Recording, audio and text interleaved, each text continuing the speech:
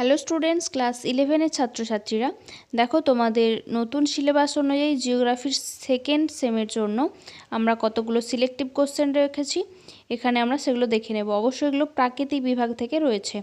আমরা জানি আমাদের সিলেবাস কিন্তু খুব হিউজ রয়েছে, তাই আমাদেরকে কোশ্চেন কতগুলো সিলেক্ট করে সেগুলো রেডি করে অবশ্যই যেতে হবে। দেখো, প্রথমে রয়েছে ইউনিট 1 থেকে সমস্থিতির ধারণা। এখান থেকে 5 মার্কসের জন্য রাখা হয়েছে মাত্র দুটি কোশ্চেন। জর্জের একটা সমস্থিতি তত্ত্ব আর একটা রয়েছে প্যাটের সমস্থিতি তত্ত্ব। দেখো, লেখায় রয়েছে সমস্থিতি সম্পর্কে জন হেনরি প্যাটের তত্ত্বটি চিত্রসহ, এবং তারপরে রয়েছে জর্জ এরির সমস্থিতি তত্ত্ব।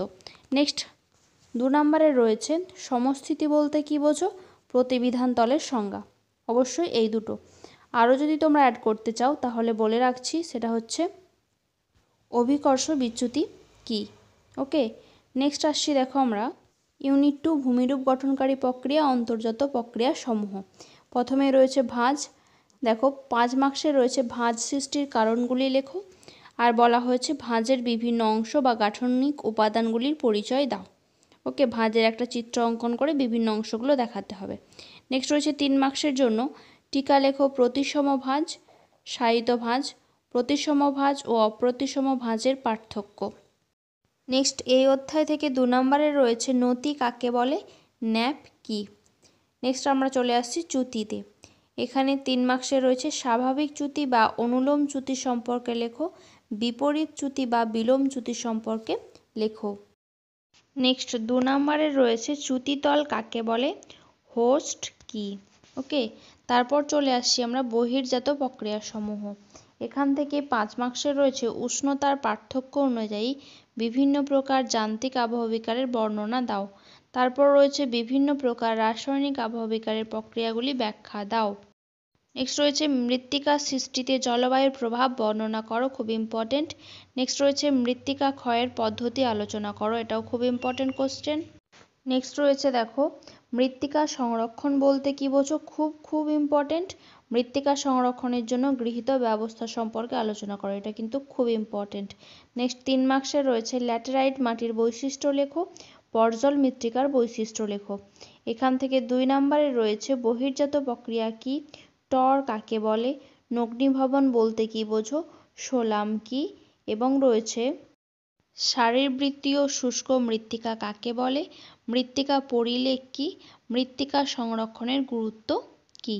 তারপর চলে আসছি আমরা ইউনিট 3। এখানে আবহাওয়া ও জলবায়ু রয়েছে, আবহাওয়া জলবায়ুর উপাদান। সেখান থেকে 5 মার্কসে রয়েছে পৃথিবীর বায়ুমণ্ডলের উষ্ণতার তারতম্যের কারণসমূহ আলোচনা করো, অথবা বায়ুর উষ্ণতার নিয়ন্ত্রক সমূহের বিবরণ দাও।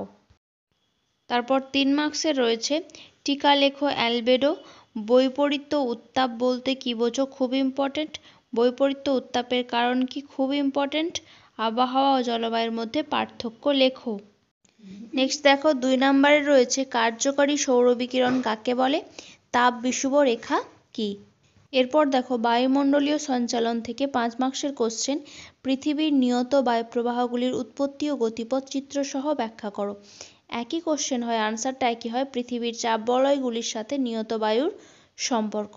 ওকে, একই। নেক্সট আসছে চিত্রসহ জেট বায়ুপ্রবাহের জীবনচক্র ব্যাখ্যা করো, খুব সুন্দর কোশ্চেন। তারপর 3 মার্কসের জন্য রয়েছে আইটিসিজেট এবং আয়ন বায়ু। এখান থেকে 2 মার্কসের রয়েছে কোরিওলিস বল কাকে বলে, বা টিকা লেখা, একই ব্যাপার। নেক্সট আমরা আসছি বায়ুমণ্ডল। দেখো, এখানে 3 মার্কসের কোশ্চেন রয়েছে অ্যাকুইফার কাকে বলে, শ্রেণীবিভাগ করো, ভৌম জলের উৎসগুলি লেখো, জলপ্রবাহ চক্র বলতে কী বোঝো, এর গুরুত্ব কী, পার্থক্য লেখো অ্যাকুইফার ও অ্যাকুইফ্লুড। নেক্সট রয়েছে 2 মার্কসের উদাহরণ সহ ধারণ অববাহিকার সংজ্ঞা দাও, ভাদোস জল কি, জলপ্রবাহ সংক্রান্ত হাটনের সূত্রটি লেখো।